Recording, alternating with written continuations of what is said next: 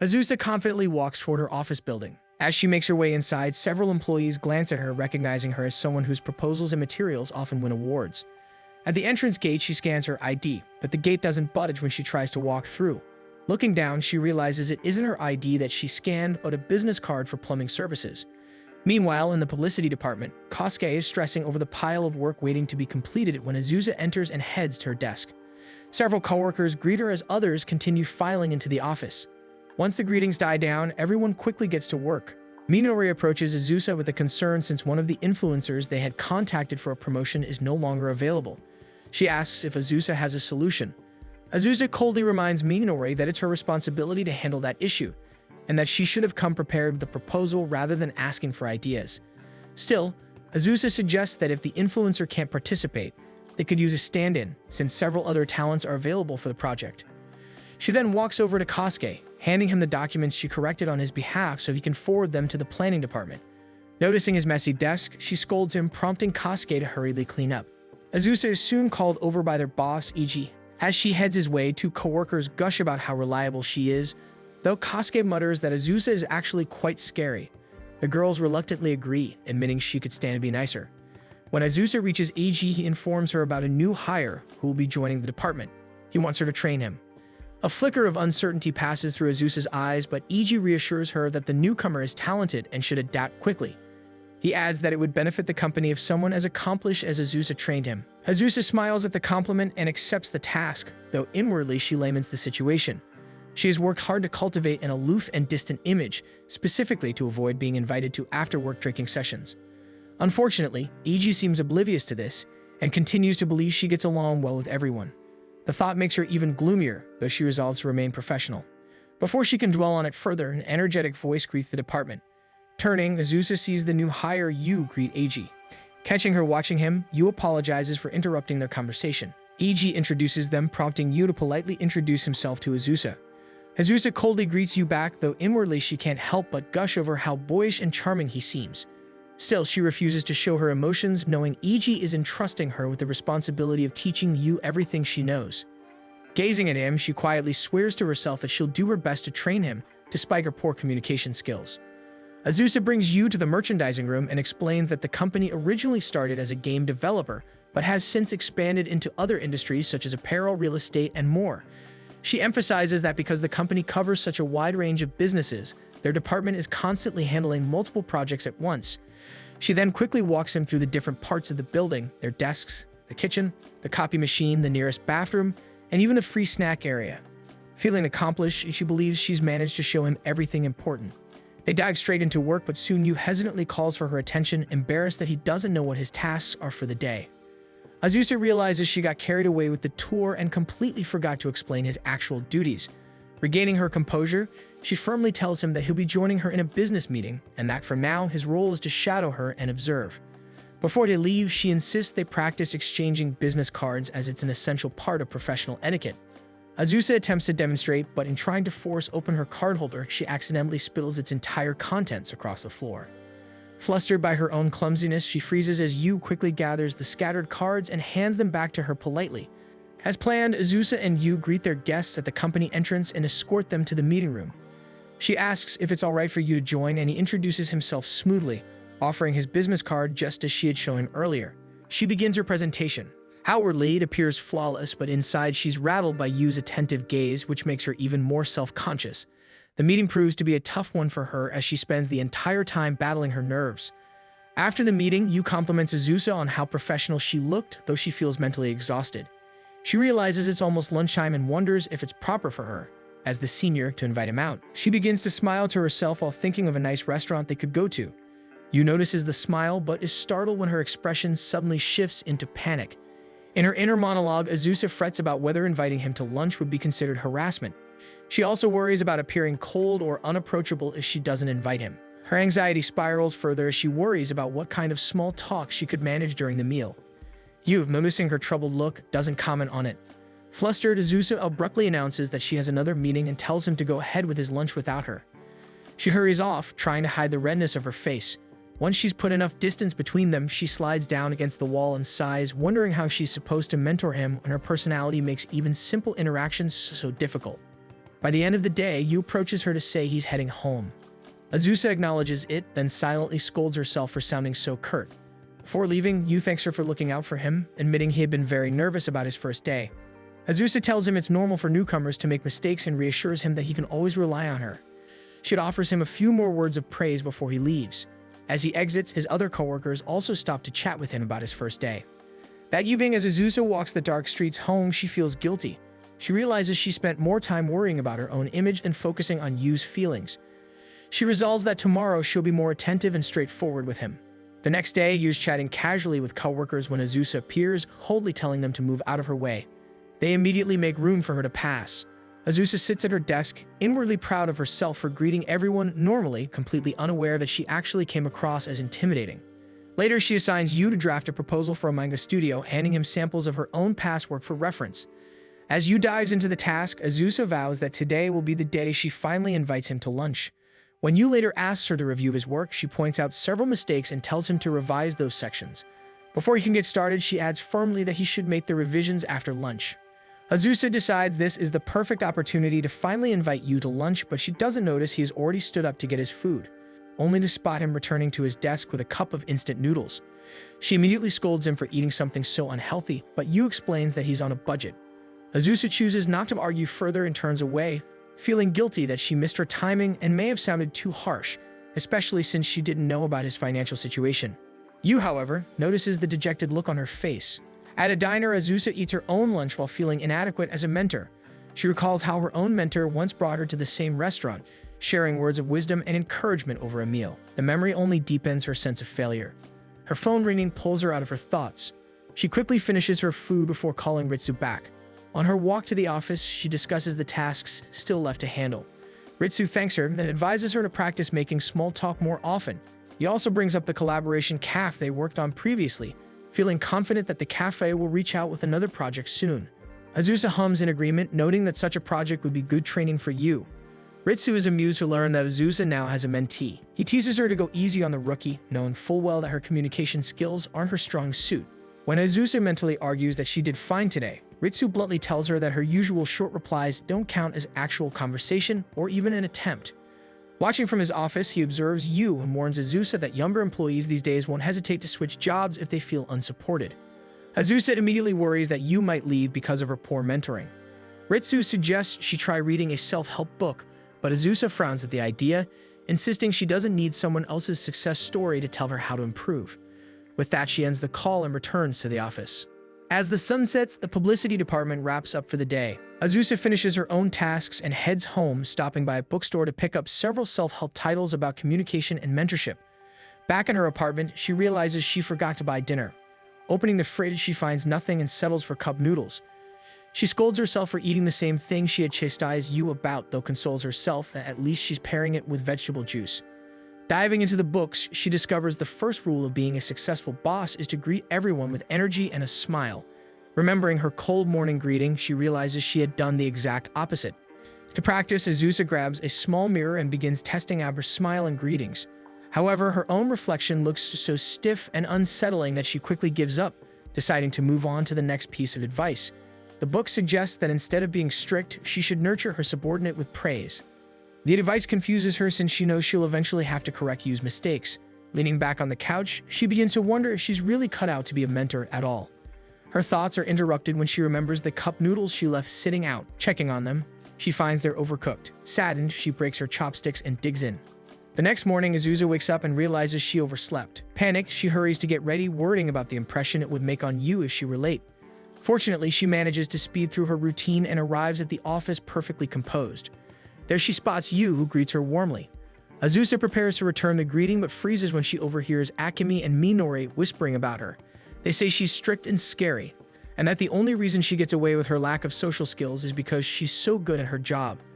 The words sting, and Azusa drops her tablet, revealing sticky notes filled with reminders about communication.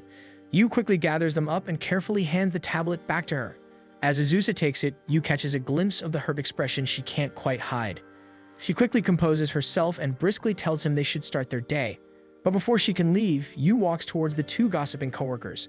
With an easy expression, he tells them how lucky he feels to be under Azusa's guidance because he's already seen her kind side. Akemi and Minori are startled, realizing Azusa overheard their gossip. Yu then returns to Azusa's side and apologizes for overstepping. Azusa stubbornly turns away, declaring that she isn't going to thank him, before quietly whispering a soft "thank you." As they walk toward their apartment, Azusa awkwardly tries to ask if he wants to have lunch together. Yu, missing the hint, simply replies that he'll have noodles again, though this time with a veggie stick to make it healthy. Everyone in the meeting room listens attentively as Azusa presents her plans for an upcoming collaboration cafe. One of their games, Racing Girls, will be hosting a maid cafe event where the characters will appear dressed as maids. Meanwhile, the cafe's interior will be redesigned to resemble the game's map, giving guests an immersive experience. Yu watches from the side, admiring how composed and professional Azusa looks as she delivers her presentation. After the meeting ends, Azusa and Yu escort their guests to the building's exit. Their partners express excitement for the project, saying the last collaboration was a huge success that brought in plenty of new fans. Once the guests leave, Azusa sternly tells Yu that he'll be participating in the collaboration cafe as well. She instructs him to review her project plans and complete several documents, using her previous work as a reference. As Azusa turns to go back inside, she silently vows that today will be the day she finally invites Yu to lunch. However, when she scans her ID at the gate, it's rejected, indicating that she used the wrong card. Later in the office, Azusa observes Yu as he plays Racing Girls. Yu glances at her and asks if she actually plays the games she manages. Azusa confirms that she does, explaining that it helps her understand their customers better by experiencing the gameplay herself. What she doesn't tell him is that she genuinely enjoys playing games. For focusing on Yu, she instructs him to keep practicing before finalizing his own proposal. Following her advice, Yu starts a race but crashes almost immediately. Azusa, deciding to demonstrate, asks for his phone, secretly relieved that her gaming skills might finally be useful in mentoring her junior. Before joining the company, she had been a hardcore gamer and even worked part-time as a game tester during college. Even now, she still chooses gaming over social outings. Taking Yu's phone, she starts a race but quickly finds it more challenging than expected. She realizes the difficulty comes from playing on a phone instead of with a controller, and the unfamiliar controls throw her off. As she instinctively leans and sways with the turns, she doesn't notice she's at the edge of the couch until she topples off. Both Yu and Azusa are shocked by the fall. Determined to recover her pride, she insists on another round. Wanting to ease her embarrassment, Yu suggests they switch to versus mode for practice. As they return to their desks, Azusa still can't shake off her embarrassment from earlier. They had sluggishly raced each other on a beginner course, and instead of showing off her gaming skills, she had only managed to look unreliable. While she's still mulling over the incident, her deskmates start making lunch plans, and Azusa realizes this might be the perfect moment to finally invite Yu out. She glances at him, but the words barely leave her mouth. He looks so focused on his monitor that she convinces herself now isn't the right time after all. Before she can decide what to do, a colleague calls her over for help. Azusa quickly stands and assists them, pushing her thoughts aside. Meanwhile, Yu gets a snag in his work and turns to ask her a question, only to find her seat empty. Spotting her helping someone in front of him, he waits for her to return. But just as he's about to call out to her, their section head summons her, and she heads off immediately once she's sure her coworker can manage without her. A nearby office mate invites Yu to lunch, saying there's something he wants to discuss with him. Azusa, catching bits of their conversation, mentally scolds herself for missing her chance yet again. She tries to refocus on the task assigned by their section head, though her mind keeps drifting back to Yu. To her quiet relief, Yu declines the offer, explaining that he brought his own lunch. Azusa feels oddly comforted by that, even though she's still distracted during her meeting. Once she returns to her desk, she resolves to finally ask him out for lunch, only to remember that he'd already said he packed his meal. She considers inviting him for tomorrow's lunch in advance, but thinks it might sound too forward, and she doesn't want him to feel pressured. Just as she's debating what to do, she hears the rustle of a plastic bag hitting a desk. Looking over, she finds Yu pulling out a cup of instant noodles. Azusa frowns, so Yu explains that he's on a budget but promises he'll eat better once he saves up next month. Swallowing her hesitation, Azusa abruptly declares that she's treating him to lunch. Yu starts to refuse, but she turns back sharply, insisting that it's her responsibility as his mentor to make sure he stays healthy and performs well. Finding no room to argue, Yu finally agrees. Finally seated together at the restaurant, Azusa allows herself a small, proud smile.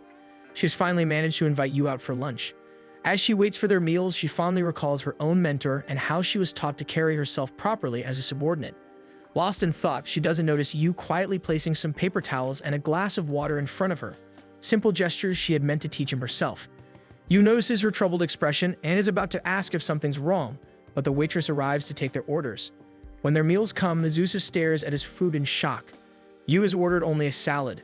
She scolds him as she places a generous portion of her steak on top of his salad before he can object. Azusa frowns, thinking lunch is not starting well, but when Yu takes a bite, his expression lights up at how good the food is. He thanks her and admits that it's his first proper meal in a while. Without thinking, she asks why he is on such a tight budget, and immediately regrets it since it seems too personal. Yu hesitates, then admits that he bought an expensive model kit and decided to cut back on his meals because of it. To his surprise, Azusa doesn't seem judgmental at all. Instead, she calmly tells him that it isn't wrong to indulge in the things one loves, but that he shouldn't neglect his health in the process. Yu nods, promising to do better, while Azusa quietly promises herself to stop pulling all-nighters to play new games. To lighten the mood, Azusa tells him that they should practice the racing game again to make their proposal stronger. Later that night, Azusa spends hours playing the racing game until she finally earns first place using the mobile controls. Her stomach growls in protest, reminding her she has yet to eat. Opening her fridge, she finds only 2 eggs and no Oden noodles, so she settles for instant curry noodles and a vegetable drink. Looking at her food, she realizes she has no right to lecture Yu about healthy meals when she's been doing the same thing herself. The next day, Azusa walks to the office noticeably more tired than usual. She had stayed up all night playing Racing Girls. Despite her fatigue, she feels happy with herself because now Yu can ask her anything about the game, and she'll be able to answer confidently. At work, Azusa observes Yu sitting beside her. He seems troubled by something, which makes her fondly remember how she was when she was still a newbie. She recalls that her mentor's advice was to always ask questions when needed. Her mentor pointing it out made her senior much more approachable. Deciding to do the same, she sternly tells Yu that he should ask her questions immediately whenever he has one. Yu thanks her for checking up on him, but reassures her that he is fine. The response throws Azusa off a little, as she had planned to help him today. Returning to work, she glances at Yu, expecting him to ask her something, but he doesn't. She tries to hover near him, pretending to get water and walk back, but Yu doesn't say anything. Eventually, Azusa tries to coax him into asking a question, but Yu once again politely declines the offer. Azusa moves to sit by the couches, wondering why Yu hasn't approached her yet.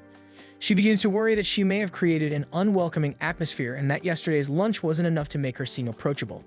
She decides that the solution is simple. All she needs to do is invite him out again today. If she shows how reliable she can be and makes sure he eats properly, he might feel comfortable enough to come to her for help. With her plan in mind, Azusa walks back into the office determined to ask Yu out for lunch. However, she overhears him chatting with their coworkers about lunch plans. Yu agrees to go with them and even suggests inviting Azusa along, but the others dismiss the idea. They tell Yu that Azusa never wants to join them, and that she rarely attends company parties either. Yu looks surprised but still agrees to eat with them. Hearing their footsteps approach the exit, Azusa quickly runs away, hoping they haven't noticed her eavesdropping. Once the elevator doors close, she peeks out from behind the corner, feeling dejected once again for failing to invite him to lunch. Azusa decides to spend her lunch break alone at a nearby park. As she eats a modest meal, she reflects on how quickly Yu has been learning and how capable he already is. The thought worries her because if he keeps picking things up this fast, he might soon find her lessons unnecessary. She also realizes that she hasn't exactly shown him any of her better sides lately. Before she can dwell on it further, her phone rings.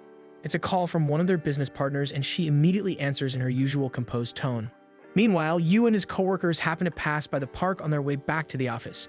Yu spots Azusa on the phone, working diligently even during her break. He pauses to watch her for a moment, quietly impressed, until his coworkers call out to him, and he hurries to catch up. By the end of the day, Azusa notices that Yu is still at his desk. She tries to offer help, but he insists that he only needs to polish the proposal and that everything else is already handled. At the building's exit, Azusa scans her card but hesitates to fully leave the gate. Guilt tugs at her for leaving Yu to work alone, so she turns back toward their department.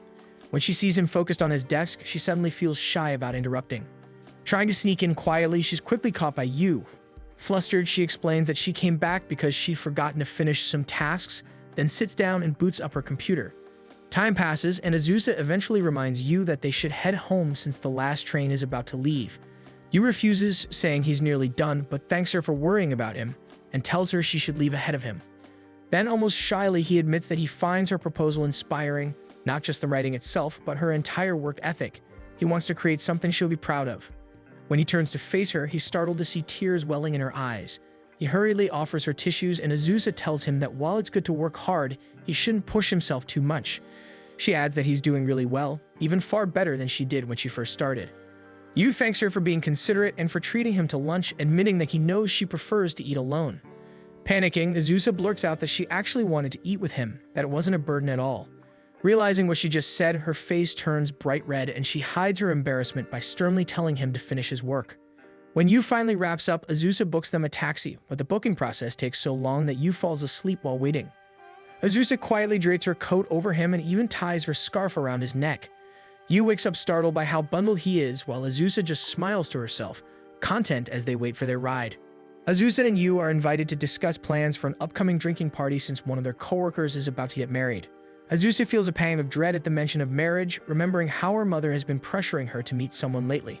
Their boss explains that he plans to combine the wedding celebration with Yu's welcome party into one event.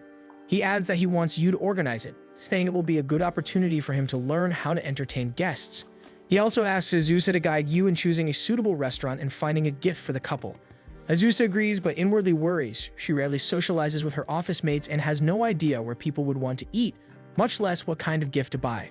Once their boss leaves the preparations to them, Azusa, trying to sound confident, declares that they will start planning right away. The two soon find themselves in a luxury goods store. Yu looks around curiously, wondering what kind of gift would be best.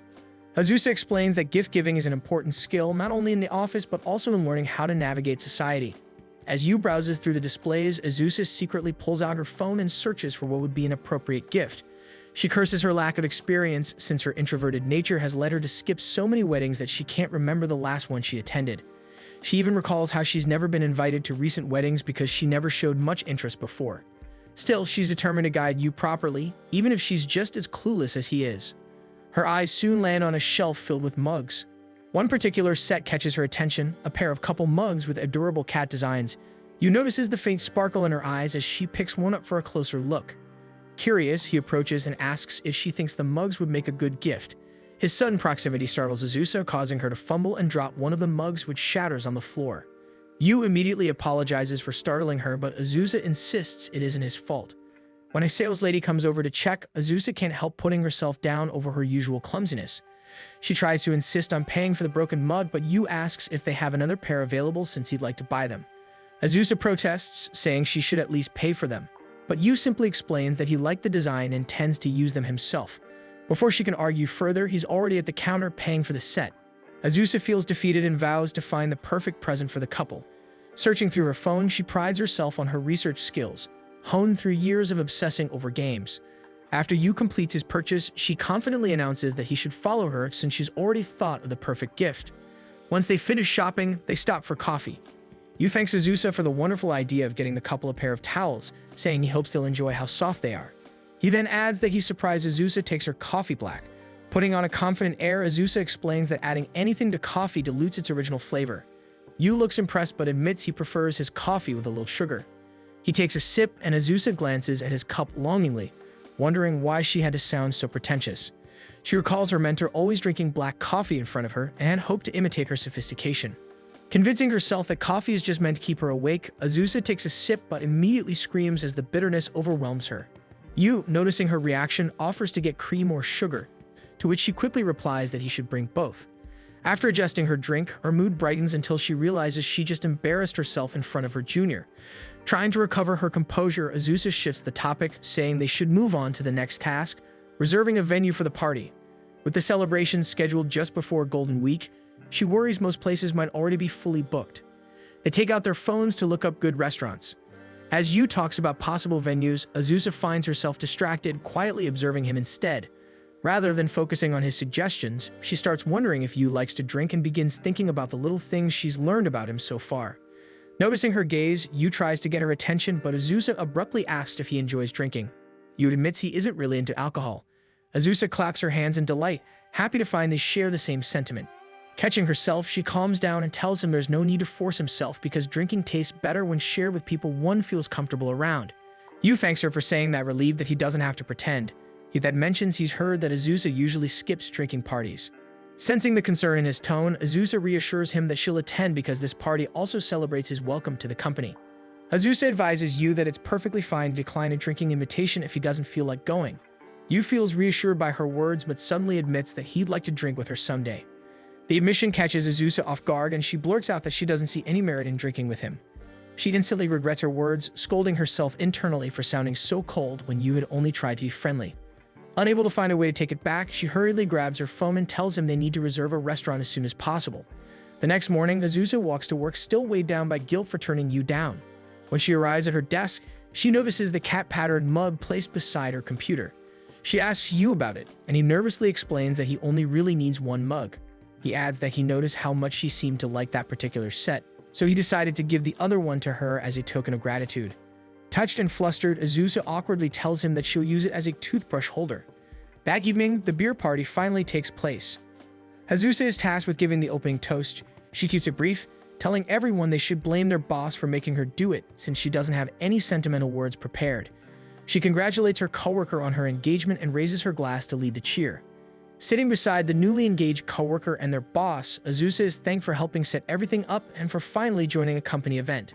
When her boss offers to pour her a drink, she politely refuses, instead pouring one for him out of respect while filling her own glass with tea. She glances toward Yu, who's seated with another group, and quietly worries about how he's doing. Soon, Kaoru approaches Yu, asking how he's getting along with Azusa. Yu glances in her direction and smiles before replying that they're actually getting along quite well. Kaoru admits he was worried since most newbies are usually scared of her. Yu says he's grateful to be under her guidance since she corrects and supports him whenever he needs it. Satisfied with the answer, Kaoru pats Yu on the back and encourages him to relax and enjoy the night. Azusa watches the interaction from her table, a worried look in her eyes. Eventually, she stands and approaches them. Both men are startled when she suddenly appears behind them, takes Yu's drink, and downs it in one go.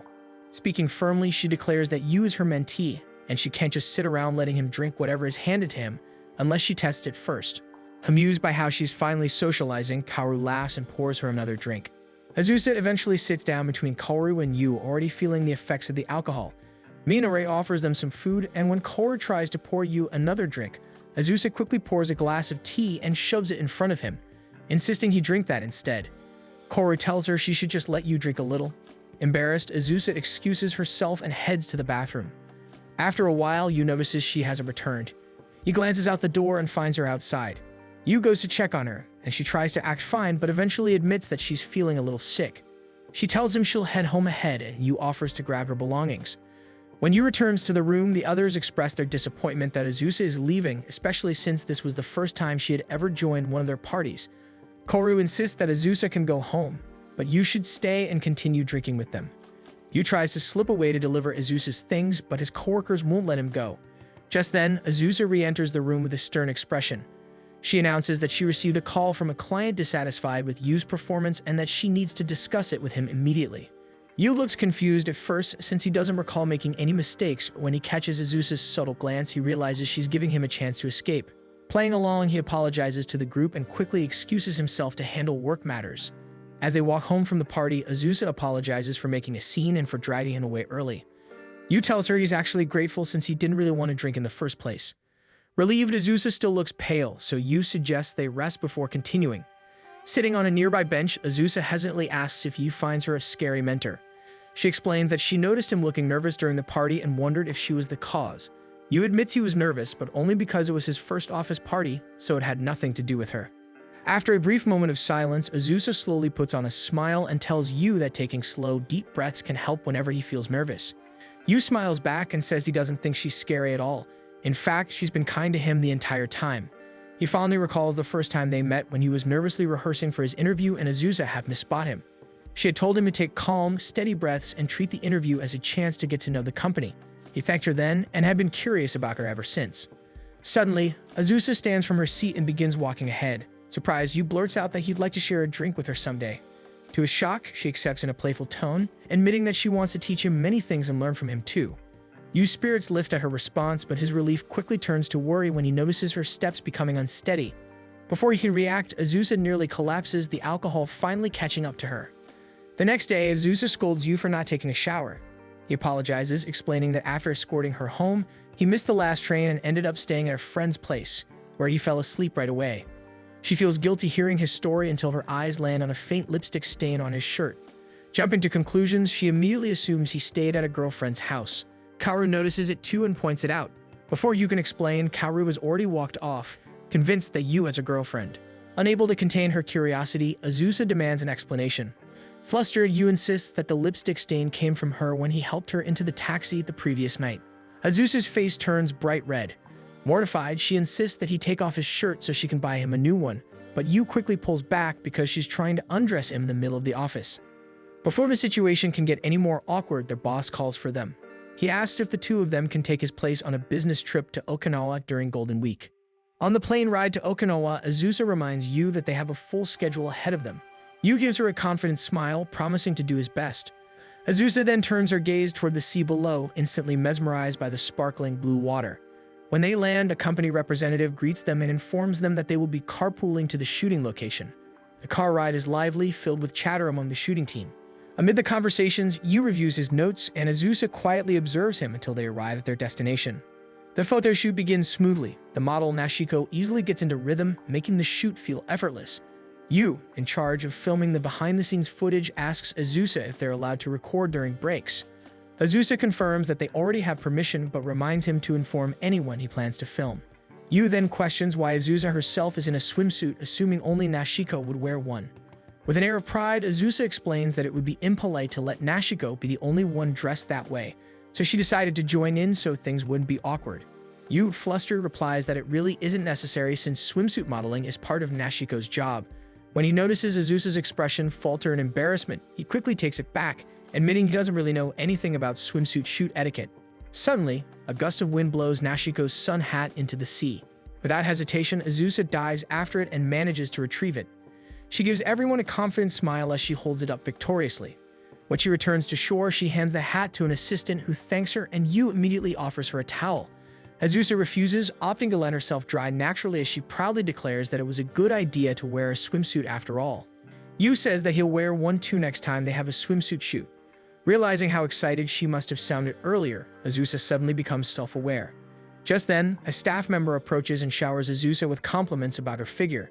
When he reaches out to touch her arm, something stirs in Yu and he lets out a sound to interrupt them. With their attention now on him, Yu nervously announces that Nashiko is on break and that he needs to check on her.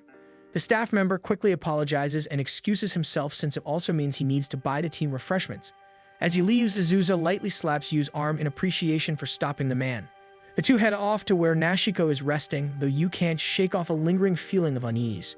They quickly move through different locations for the shoot, Yu taking an active role in filming everything and helping out wherever he's needed. Azusa is always nearby, making sure he's getting along well with the rest of the team. By the end of the day, Yu is completely exhausted. While he's resting, Azusa taps a cold bottle of water against his cheek and offers it to him, worried he might be dehydrated. He takes big gulps of water while Azusa fondly watches him, complimenting his hard work. Realizing she said it so casually, her face turns red. To cover up her embarrassment, she tells him to finish the bottle and abruptly walks away. That evening, the team celebrates a successful first day of the photo shoot. Everyone is happy to be in Okinawa, enjoying the work and the company. They all compliment Azusa for organizing their schedules so efficiently that everything is running smoothly. They'd also thank you for helping out. Suddenly, the stage comes alive as performers whistle to grab everyone's attention. Traditional music begins to fill the air, and the performers invite everyone to join the dance. The performers instruct the men to do the rock movement while the women do the paper. The team gets fired up and decides to join in, coaxing both Yu and Azusa to dance as well. Azusa grows nervous and tries to refuse, too shy to say she doesn't know how. Yu encourages her and immediately starts dancing to the rhythm, though his steps are completely offbeat, making him look silly. Feeling guilty for hesitating when her junior is being so brave, Azusa swallows her shyness and joins in. Yu beams when he sees her dancing beside him. Soon, the entire team is up and moving to the music. Even Azusa overcomes her initial nervousness and smiles brightly with everyone. You can't help but notice how beautiful she looks when she smiles at him. Later that night, back at the hotel, Yu collapses on his bed, confused about his feelings toward Azusa. A sudden doorbell rings, and when he opens the door, he finds her standing there. Azusa hands him a few creams, pointing out that he's badly sunburned. Yu looks down at his skin and realizes he forgot to apply sunscreen. Azusa reprimands him, reminding him that since they're doing PR for a sunscreen brand, he has to show the client he's actually using it.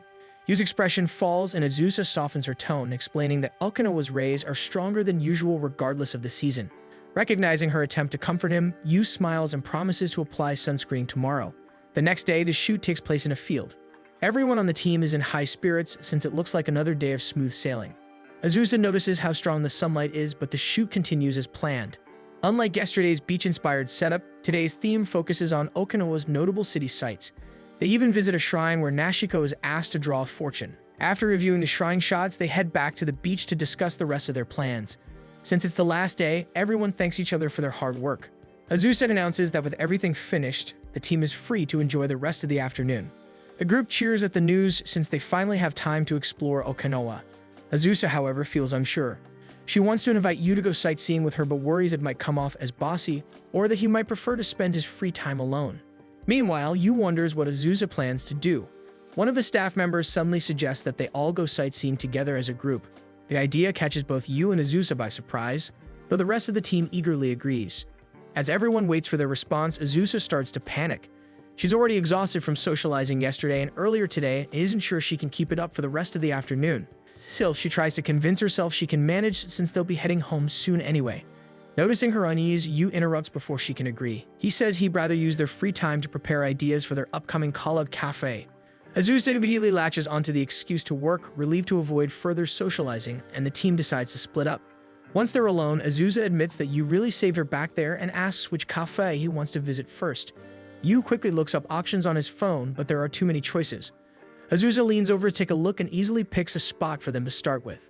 They visit a cozy cafe with a traditional aesthetic where tea is served in clay cups. Azusa enjoys the relaxing atmosphere while Yu searches for more cafes to check out. Their next stop is a place famous for its parfaits, and they can't help but be amazed when they see a group of girls at the next table order a giant parfait compared to their regular size ones. By sunset, they end up in a cafe overlooking the sea. Yu starts drafting plans for the Collab Cafe, but gets distracted when he notices Azusa gazing out at the ocean, her expression bright and beautiful. On their walk back to the new hotel, Yu feels energized, happy that their last day was spent cafe hopping. He realizes how different Okinawa's cafes feel compared to the ones in Tokyo. Azusa, meanwhile, reflects on how earnest Yu is with his work. Despite the long hours, he never once complained and even used his free time to continue working. She hopes that he still managed to enjoy the trip, even if it was mostly for work. Yu notices her growing quiet and checks on her, prompting Azusa to quickly thank him for the behind-the-scenes footage they'll be needing. When they arrive at the hotel, they're met with unexpected news. The staff informs them that only one room has been reserved for them. They try to clear things up with the hotel staff, but the staff insists that the reservation was made that way. What she doesn't know is that Minori, who handled the booking, had mistakenly reserved a single room with 2 beds, thinking it was the same thing. Azusa checks if they can book an additional room, but everything is fully booked for Golden Week. With no other choice, she decides they'll have to take the room and figure out a suitable arrangement once they've settled in. Afterward, Azusa takes a bath and reflects on their situation. Even if the room has twin beds, the idea of sleeping in the same space makes her anxious. She briefly considers booking another hotel but realizes it's unlikely she'll find one available this late on a holiday. She sighs, thinking about how she always seems to attract this kind of bad luck. During another work trip, she once had to share a room with her mentor Kanzaki. Though she was nervous then too, Kanzaki had lightened the mood by ordering cake and charging it to the company as compensation for the booking mistake. Wondering what she could do for Yu to make things more comfortable, she leaves the bathroom and heads back to the room. She notices Yu isn't in the living room. Instead, he's packing up some of his things. Yu informs Azusa that he'll spend the evening at a nearby manga cafe so she can have the room to herself. As he's about to leave, Azusa stops him, insisting that these things happen and that she's fine sharing a room with him. She adds that something similar had happened to her before. Yu hesitates, still uneasy about the idea. Azusa explains that she once had to share a room with her mentor, someone she greatly admired, and that it turned out fine. She admits that they even had fun, though she tells Yu that he doesn't have to force himself to enjoy himself. Even so, Yu insists that it might be better if he just leaves. With his hand already on the doorknob, Azusa suddenly appears beside him, holding out her phone with a racing game on the screen as she challenges him to a rematch. Yu stares at her momentarily stunned before Azusa teases him for being scared to lose. Laughing, Yu decides to stay and accepts the challenge, reminding her that she didn't win a single round the last time they played. Soon the living room is scattered with snacks as the two play round after round. Azusa struggles with the mobile controls as usual, accusing Yu of cheating whenever his car speeds toward the finish line. Yu realizes she isn't using any of her turbo boost and points it out, showing her how to use them. Instead of getting frustrated, Azusa thanks him, grinning as she declares that she'll definitely beat him now. Her enthusiasm makes Yu blush, which she mistakes for another sunburn. She teases him for forgetting sunscreen again, and Yu quickly excuses himself to buy more drinks. At the vending machine, Yu takes a deep breath, trying to make sense of his feelings. The thought of Azusa sharing a room with her mentor leaves a strange ache in his chest. He realizes he feels jealous because Azusa looks up to someone. When he returns, he finds Azusa fast asleep on the bed, clutching her phone tightly. Smiling softly, he considers sleeping, but she suddenly stirs awake, complaining that he took too long. She insists she won't sleep until she finally beats him. Yu smiles and gives in, playing with her throughout the evening. The next morning, they nearly miss their flight home, rushing to the airport with their bags in hand. Despite barely sleeping, Yu feels refreshed. The trip gave him plenty of ideas for their Khalad cafe, and more than that, he genuinely had fun. Azusa admits she did too, smiling as they run side by side. Watching her smile beside him, Yu feels his cheeks grow warm again when she reminds him that they'll have a full schedule waiting once they're back at the office. One morning, as Azusa eats her breakfast, the news reports that a typhoon is approaching the area and advises residents to stay indoors. Azusa reviews her workload and realizes that, even with the advisory, some tasks can only be completed at the office, meaning she'll have to risk the trip. She hesitates, wondering if she should make Yu come in as well. It feels unfair to ask a newbie to commute during bad weather, but she'll need him for the meeting, and the deadline for the sunscreen PR project is fast approaching. Her thoughts drift to their Okinawa trip and how much fun she had working with him. Catching herself smiling and daydreaming, she shakes her head and finishes her breakfast, gathering her rain gear to prepare for the commute. She decides that she'll make sure they finish early so Yu can go home before the storm worsens. However, as she heads out, she forgets the most important item of all, her umbrella. When she arrives at the empty office, she's surprised to find no one else around, but then Yu greets her from behind. Startled, Azusa turns around and quickly hides her nervousness by instructing him that they should work quickly so they don't get caught in the worst of the typhoon. As the two settle into work, Azusa notices how different the office feels when it's just the two of them. The silence between them is comfortable, but makes her oddly self-conscious. She tells herself she should be used to Yu's presence by now, especially after their Okinawa trip since they had to share a hotel room together. She shakes her thoughts away and focuses on her tasks, not realizing Yu occasionally glances at her as she takes sips from the cat mug he gave her. When they finally wrap up the things they need for the meeting, Yu looks out the window and frowns. The rain has already intensified. Azusa sighs, admitting she had hoped to finish before it started pouring. She then worries aloud that Yu's shoes might get soaked. Yu admits they aren't waterproof. Noticing her cute rain boots, he compliments them without thinking. Azusa's face turns red and she masks her fluster by lecturing him to buy proper business rain boots next time so he can be more prepared. Yu apologizes and they head down to leave the building. Outside, the rain pounds heavily against the pavement. Azusa mutters that she forgot her umbrella, scolding herself for teasing Yu earlier when she wasn't any better prepared. Without hesitation, Yu insists she use his umbrella. Before she can refuse, he explains that he has a spare collapsible one in his bag. Reluctantly, she accepts. They step out into the storm together. The winds whip around them, pushing their umbrellas in every direction. Azusa manages better since Yu gave her the sturdier umbrella, but when she looks back, she sees him struggling with his smaller umbrella bending under the pressure. Azusa insists that Yu use the sturdier umbrella while she takes the smaller one, but Yu stubbornly refuses and walks ahead even as his umbrella keeps folding into him. Azusa moves closer, holding her umbrella out to cover them both, saying it would cause trouble for their clients if he arrived at the meeting soaked. Yu smiles at her kindness and offers to hold the umbrella for both of them, accidentally taking her hand in the process, which makes Azusa nervous. As they trudge through the rain together, Azusa notices that Yu still positions the umbrella to shield her more than himself, allowing his shoulder to get soaked in the rain. Up close, she can't help but realize how much taller he is since it is the first time they've had to be so near each other. When they reach the client's office, the clients apologize for asking them to come in during such a storm. Azusa remains composed and thanks them for making time to meet. She eagerly presents the merchandise samples for the upcoming Khalad Cafe and lets Yu discuss the items in detail. Aside from the products, Yu explains the cafe menu and how they plan to incorporate the latest racetracks that will be released in the next update. Azusa watches him closely and notes how well he handles everything as usual. She silently scolds herself for forgetting her umbrella and needing to rely on him. Determined to make it up to him, she decides to finish work early so Yu can head home ahead of time. After the meeting, they rush back to the office, Azusa with an umbrella she had just bought. Despite having umbrellas, they both still end up drenched. Azusa immediately throws a towel over his head and starts drying his hair. They both smile as she fusses over him, and Azusa is reminded of her family's cat as she does. They head back to their floor, and she then tells him to hang up his jacket so it can dry, and Yu offers to get her a coffee. As he leaves, Azusa notices he simply draped his jacket over his desk and worries it'll wrinkle if left like that. She picks it up, surprised at how large it is, and wonders how people are supposed to hang something that big properly. When Yu returns with their coffee, he finds Azusa wearing and playing with his coat. He doesn't interrupt, quietly finding the sight adorable because of how big the coat fits on her. She eventually notices that she's been caught, and her face turns red from embarrassment. To seem professional, she tries to play it off by simply thanking him for the coffee and not even mentioning what she was doing. As the hours pass, Azusa remarks that the storm might be reaching Kanto earlier than expected. She takes bites of her sandwich as she catches Yu lost in thought as he observes the rain from their window. She teases that he might actually be excited about the typhoon. Yu admits that he's feeling a bit restless because of the storm, and Azusa tells him that he'll stop feeling that way once he's worked longer. Right now, he's still just a kid. Yu seizes the moment to tease her, asking if that means she's also a kid since she was just playing with his suit. Azusa chokes on her sandwich and insists that there are simply times when she wants to be childish. A flash of lightning and a loud crash of thunder make Azusa flinch, and she quickly moves away from the window to an area in her office where she cannot see the lightning. Yu notices that she might be scared of lightning and thunder and reassures her that lightning would most likely hit a lightning rod since they're in the business district. Azusa tries to calm herself, but another rumble of thunder still makes her uneasy despite no longer seeing the lightning. To distract her, Yu suggests they play a word game. She agrees, and when Yu quickly messes up, she begins to laugh. When she calms down, Yu points out that the lightning has already passed, and Azusa feels calm and determined enough to finish work.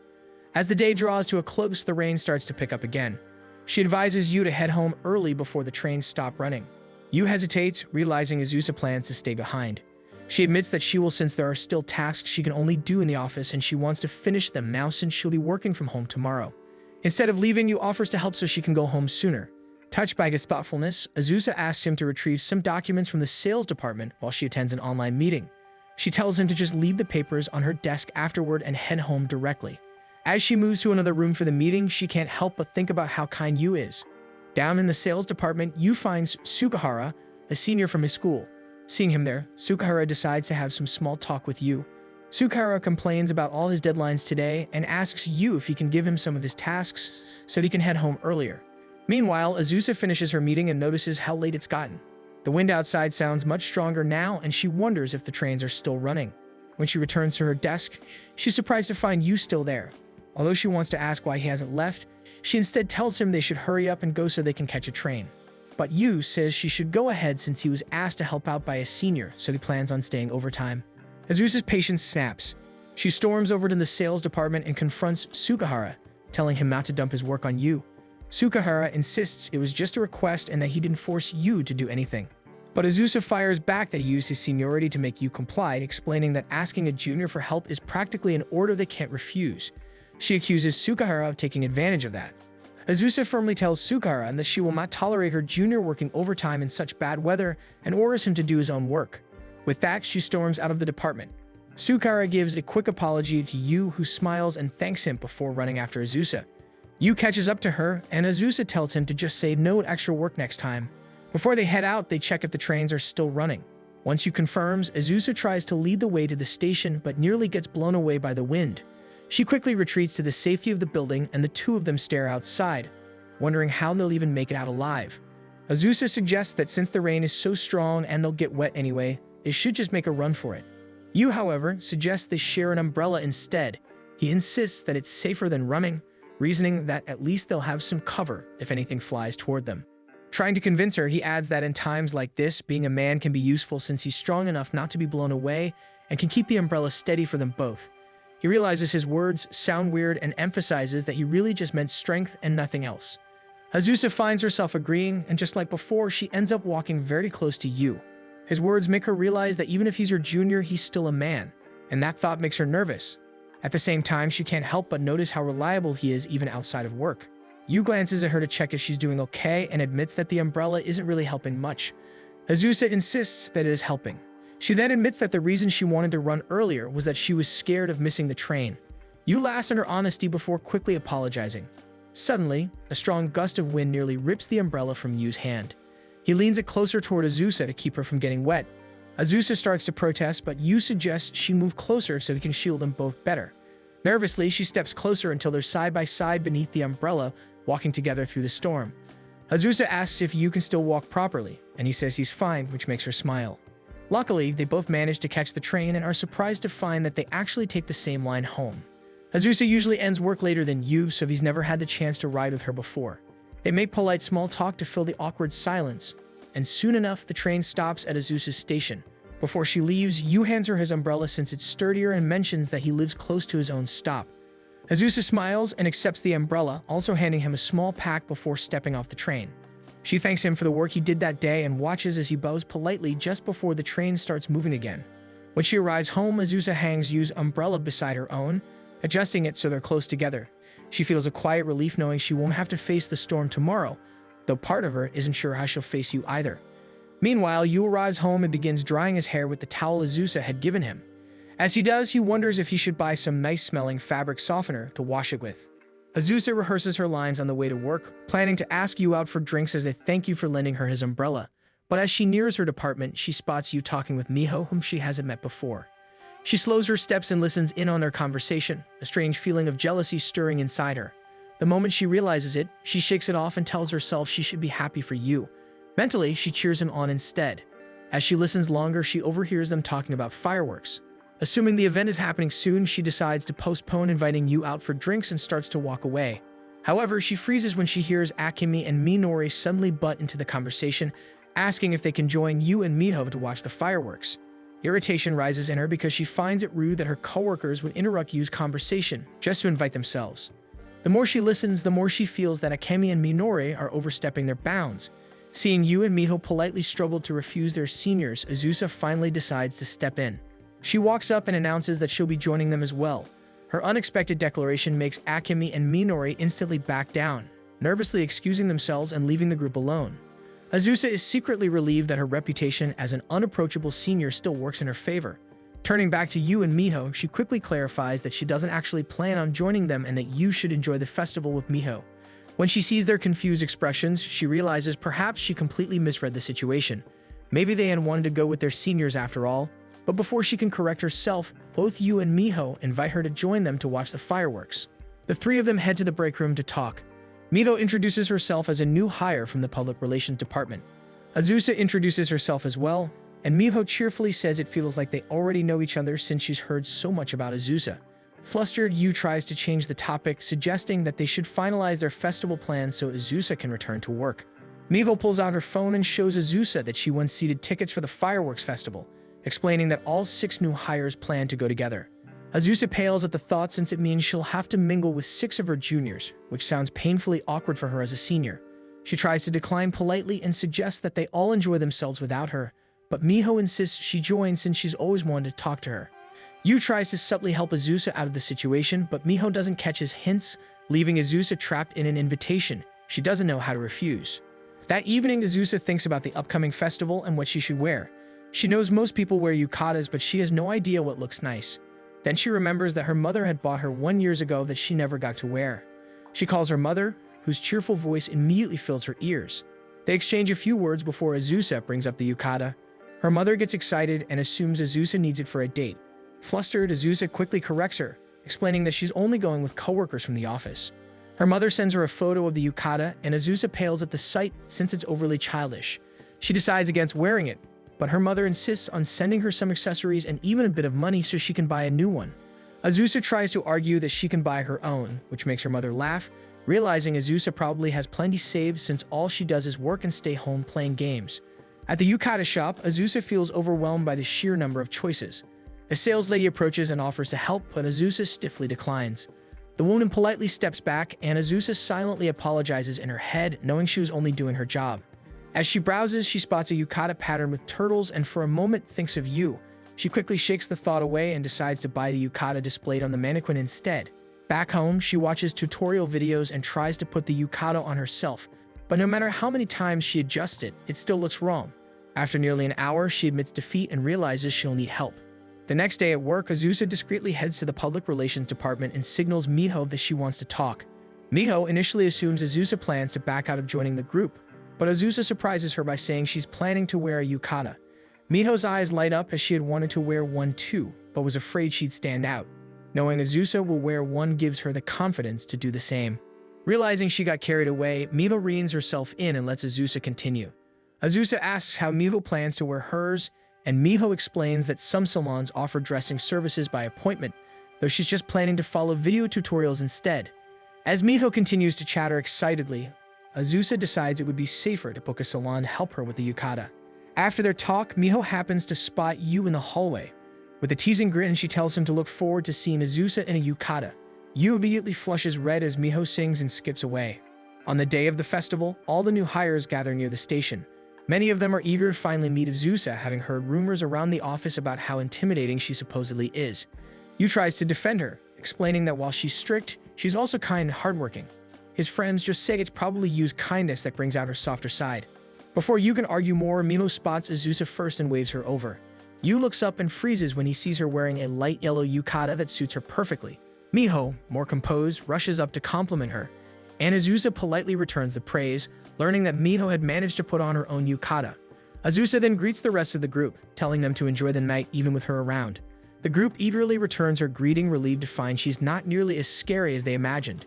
Yu tries to introduce everyone but ends up stammering, and the others take over while teasing him for being shy. Azusa simply smiles at their energy. As they make their way toward the festival grounds, Miho suggests buying snacks since there's still time before the fireworks. With so many stalls around, the group decides to split into two groups. Azusa joins Yu and Miho's team. She feels a bit guilty about being looked after, but decides to go along with them since she is clueless in this setting. When Yu asks what she wants to eat, she admits she's craving cold noodles. Yu and Miho start suggesting other festival foods, listing popular Japanese snacks. Azusa agrees to go with their choices, happy to try something new, and hands them her wallet to pay. Yu and Miho both refuse at first, but she insists, reasoning that festival stalls can be expensive. They give in, and Azusa smiles triumphantly as they head off to buy food. They return with freshly made takoyaki. Miho suggests eating them while they're still hot, and she and Yu pop the steaming pieces into their mouths, skillfully cooling them as they chew. Azusa tries to follow their lead, but the takoyaki burns her mouth. They quickly buy Azusa some shaved ice, and the cool sweetness instantly soothes her burnt tongue. Yu apologizes for encouraging her to eat it while the takoyaki was still hot. The three of them end up standing in a corner, enjoying their food as the festival buzzes around them. Yu wonders aloud why festival food always tastes better than normal food. He says he often eats yakisoba at home, but somehow the ones at festivals always taste special. Miho teases that it's probably because he's comparing them to instant yakisoba. She turns to Azusa and reveals that Yu spent most of his training period on a tight budget because he kept buying plastic model kits. Azusa tells her she already knows. She watches as Yu and Miho continue to banter, and for the first time she notices how relaxed Yu seems. It feels different seeing a side of him that doesn't show up at work. After finishing their food, they spot a shooting game booth and decide to try their luck. Azusa says she'll just watch, but Miho and Yu both insist on winning her a prize. Her eyes drift toward a small turtle plush sitting on the shelf. Standing behind them, Azusa watches as they try to win the plushie. For a moment, she is touched by how kind they both are, but a pang of guilt settles in her chest. She worries that they might just be humoring her because she's their senior. Her feet move before she can think, and she quietly walks away, deciding she'll meet them later at the fireworks spot and pretend she got lost. As she wanders, the strap of her sandal suddenly snaps. She looks around and realizes she's strayed into a part of town she doesn't recognize. Reaching for her phone, she groans when she realizes that she forgot to charge it. She sits on a nearby bench watching groups of friends pass by in laughter. She tells herself she's used to being alone. She always has been since school. But for some reason, the thought of missing the fireworks with Yu makes her chest ache in a way she can't explain. Her thoughts are interrupted when Miho finds her. She notices the broken sandal and the dead phone and immediately calls Yu to tell him she's found Azusa. Turning back, she gently smiles and says that Yu is really worried about her. Azusa apologizes for ruining the evening, but Miho waves it off. She says it's actually nice getting a chance to talk to her. Azusa looks puzzled, unsure why someone would be happy about that. Miho explains that Yu talks about her all the time. Miho admits she's also heard the rumors from other departments about Azusa being scary and overly strict, but knowing Yu is not the type to lie or exaggerate. Azusa blushes slightly, muttering for Miho to stop flattering her. Miho just smiles kindly, seeing a softer side of her senior. Before they can say more, Yu's voice calls out in the distance. They both look up to see him, worry written all over his face. He looks like he's about to scold them, but Miho quickly reassures him that Azusa is fine and says they should hurry before the fireworks start. Azusa tells them to go ahead since her sandal broke. Yu is searching for a fix on his phone. He borrows a coin from her wallet and, using his handkerchief and the coin, manages to repair the strap just enough to walk on. Both Azusa and Miho are impressed by how clever the fix is. Azusa tests it out and smiles when it holds. They start hurrying toward the viewing spot, but Miho walks ahead, grabbing Azusa's hand to pull her along. Yu scolds her for rushing too fast and struggles to keep up. Seeing this, Azusa reaches back and grabs Yu's hand, urging him not to get separated. He feels his face heat up as their hands touch. When they finally reach the paid area for ticket holders, Miho runs off to buy drinks. Azusa suddenly realizes she's still holding Yu's hand and quickly lets go. Yu apologizes for snapping at her earlier out of worry. Before either of them can say more, the first firework lights up the sky. They both gaze toward the sky, amazed at how pretty the fireworks are from their spot. Azusa gazes up at the dazzling lights and wonders quietly how their relationship would be if they weren't senior and junior. One day, as Yu photocopies documents, he sees Azusa through the glass doors of one of the meeting rooms. She tries to tell him to get her phone from her desk, but her gestures only confuse Yu. Since he was taking too much time, she finally snaps and opens the meeting room door to yell at him to get her phone. After delivering her phone, Yu sits in the break room looking a bit downcast. Mivo notices and teases that Azusa must have gotten mad at him. Yu admits that it's part of the reason he's feeling sad. He also mentions that Azusa has dialect slip-ups when she's flustered, which causes Miho to get confused. Yu notices the time and decides to head back to work. Mivo remains still, wondering if she has ever heard Azusa speak with a dialect. During work, Yu keeps sighing due to the endless pinging of his phone. Azusa finally calls his attention and he explains that his parents have been texting him nonstop even after he had mentioned that he cannot reply during working hours. She calls him a child for worrying about his parents contacting him, but quickly regrets her words when she notices they came out harshly. Out of the corner of her eye, she notices one of the texts says Yu-chan and decides to teasingly use it on him, much to his horror. After teasing him, she tells him that he should visit his parents and learns that they live in a city really close to where they work. Yu shares that while it's nice to have them close, they often drop by to bug him and nag him to take better care of himself. Azusa pretends to think about his words carefully before teasingly using his nickname again. Later that evening, Azusa stares at her empty refrigerator and realizes she has nothing to brag about because her own living conditions aren't exactly ideal, and that her own parents would be worried if they knew. Seeing nothing interesting to eat, she decides it's time to do some shopping. She drops by a fairly big shopping district and gets excited after seeing all the great food choices they have. She reminds herself that the benefit of living alone means she can eat whatever she wants at any time. She then notices a store with a limited lunchbox sale and decides that it's the perfect place to look for her dinner. She browses the selection of lunchboxes, excited to try their items until she hears Yu's voice. Taken aback to see him, she questions why he didn't visit his family when he said he would, and he explains that his parents had gone on vacation. He then tells Azusa that he is surprised she shops in the same district that he does. Azusa struggles to come up with an answer since she only came into the supermarket to buy a bento. She worries that Yu will find out that she hardly ever cooks. She then overhears a couple talking about dinner plans and what the woman should cook when they get home. Azusa feels a bit guilty and then notices that Yu even looks a bit jealous of the couple. However, Yu is actually concerned because he wonders if he and Azusa look like a couple doing groceries together. The thought makes him go red. Azusa then tells Yu that it is admirable that he does his own cooking and wonders out loud if Yu wishes to have a girlfriend who will cook for him. For some reason, she dreads his answer, but Yu surprises her by admitting that he'd rather have a girlfriend he can cook with or who practices cooking for him, since he finds the gesture endearing. Azusa feels relieved but then hastily admits she came to the shop to buy vegetables, hiding the fact that she wanted to take advantage of the bento sale. Yu decides to suggest some vegetables to buy since they are on sale as Azusa masks her sadness over not buying the bento she had wanted. One day at work, Yu informs Azusa that he is done with the meeting. Azusa looks up from her desk and apologizes for leaving him to do the meeting by himself. Yu finds it all right since the meeting turned out well. They had managed to decide most of the things they needed for the run of the collaboration cafe, such as the menu and setup. Mid-sentence, he notices Azusa's hand is bandaged up and asks what happened. Azusa tells him that those are just paper cuts. However, Yu is suspicious because there are far too many cuts. Before he can question her further, Azusa's phone rings and she notices that it's her mother, Sakura. She gets annoyed but quickly recalls her words to Yu, so she decides to answer it and hands Yu her marker, asking him to fix it. As she answers her phone and leaves the room for privacy, Yu wonders what exactly he needs to fix. Sakura tells her that she's been trying to get in touch with her for ages before expressing her excitement over their neighbor's newborn baby. Sakura begins to chatter about several random topics, making Azusa feel herself get annoyed and angrily reminding Sakura not to call during workdays. Sakura apologizes and then gets to the point of the call. She asks Azusa if she is seeing someone because she found it odd that Azusa had wanted a picture of the yukata the other day. However, she tells Azusa that if she isn't dating, then that is also okay. When Sakura tells her that arranged marriages are an option, she angrily declares that she already has a boyfriend and hangs up without explaining.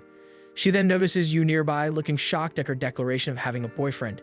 He explains that he was confused by her earlier instructions since the marker seems fine.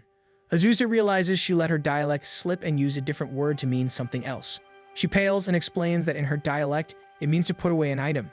Yu reassures her that it's fine and that he sometimes studies her dialect, making Azusa realize that she might have been using her dialect a lot in the office. She worries that she might have sounded rude to a lot of people when she had worked so hard to speak in standard Japanese. Yu tries to reassure her that it's not the case, causing Azusa to glare at him, trying to get him to admit the truth. He apologizes and admits that it had happened a few times. Azusa tells him that she'll be relying on him to tell her if he doesn't understand something. She walks past him, and the only thing Yu is thinking of is what kind of person Azusa must be dating. Azusa notices Sakura calling again and answers her phone. She panics when Sakura admits that she's actually outside of her house, hoping they can eat somewhere together with her boyfriend.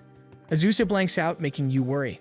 After hanging up, Azusa explains that Sakura is in her house and expects to meet her boyfriend over dinner. Yu says that it's a great thing, but Azusa guiltily explains that she doesn't really have a boyfriend. Yu feels relieved but quickly scolds himself for feeling that way toward his senior. Azusa then mentions that she is worried Sakura will try to hook her up with a stranger once she learns Azusa has no boyfriend. Worried that it might actually happen, Yu decides to volunteer to be her pretend boyfriend. After work, Yu and Azusa stay behind to work on their story as a couple. They decide that they should at least mention that they are coworkers, but Azusa doesn't know what other details they should work on. When Yu suggests they should figure out the length of their relationship, Azusa declares they should just say a week, but Yu feels that it's too recent. Azusa admits that she doesn't know much about dating. Feeling nervous, Yu suggests they say they've been going together for 4 months since it's been 4 months since they met. He then admits that he doesn't know much about her, and it would be helpful if she shared a bit about herself so he can answer Sakura's questions. He feels he might have overstepped, but Azusa admits that she likes games. Yu shares that he likes games as well and has recently started playing Final Fantasy. Azusa mentions that she is playing the same game and keeps getting distracted by the side quests. She smiles easily, happy to know they have a hobby in common. Even Yu feels giddy that they share something in common. She feels confident they can get through dinner and heads to the restaurant. At the restaurant, Yu frets over his appearance and Azusa shares that he is fine and shouldn't worry about all the small details. Sakura arrives and Yu is surprised by how young she looks, initially not believing that the girl in front of them is Sakura. He introduces himself and Sakura tells him how excited she is to meet him because Azusa has never introduced a boyfriend to her. They soon settle into dinner and Sakura shares a lot of embarrassing stories about Azusa, much to her dismay. Sakura suddenly asks what Yu likes about Azusa the most. Azusa pales and worries that Yu won't be able to answer, but a sudden phone call interrupts her thoughts. She excuses herself since it's a client call and leaves to talk in a quieter area. Sakura soon asks Yu about their relationship, even asking if they already have a baby they are hiding. After Yu denies it, saying they are not in that phase yet, Sakura explains her concerns for Azusa because she tends to be misunderstood due to her introverted nature. She tells Yu about the time Azusa was elected to be a class representative during elementary school but had a difficult time. During practice for their school festival, her classmate got hurt and out of panic, Azusa had ordered everyone to calm down. It was taken the wrong way and her classmates ended up scared of her. She explains that Azusa is extremely kind, that she risked getting hated in order to protect a classmate. She's aware she is speaking from the perspective of a mother, but she really can't help it. She adds that Azusa should be more put together and hopes that Yu won't end up hating her. Yu accidentally calls Azusa his senior and admits that he can never hate her. He admits that her words can be harsh and that people around her consider her scary, but Azusa always has good intentions, especially when it comes to making sure he can get the work done perfectly by calling him out if she spots mistakes. Sakura is pleased to know he thinks so highly of her daughter, and Yu begins telling Sakura some stories from the office. Azusa keeps herself hidden as she listens, grateful that Yu had said such kind words about her. After dinner, as Azusa tries to hail a cab from herself and her mother, Sakura thanks Yu for playing along with her daughter's antics. She admits she had figured out that Yu wasn't really her boyfriend because she had caught Yu referring to Azusa as her senior, but is thankful that Yu is sticking by her. When she learns that Azusa uses dialect when speaking to Yu, her heart swells. Azusa informs Sakura that she has managed to get a taxi and she tells Yu one last thing before going off with her daughter. The next day, Yu is treated by Azusa as a thank you. When Azusa gets her own dish, she notices it comes with a side salad with tomatoes. She looks at it a bit sadly, muttering that she cannot cut it. He realizes she meant she cannot eat it because she doesn't like it, and asks if he can have it instead. When Azusa asks if he likes tomato, he explains that it's just normal to him, but he has a decent grasp of her accent now that he got the hint she doesn't like it. Azusa reddens that Yu had studied her accent and asks Yu what he had talked about with Sakura. Yu struggles to come up with an answer because Sakura had mentioned that Azusa trusts and is comfortable with him because her accent slits with him. Instead of telling her, he smiles and shares that it's a secret, which irritates Azusa. Thanks for watching. Make sure to subscribe so you don't miss new episodes every week.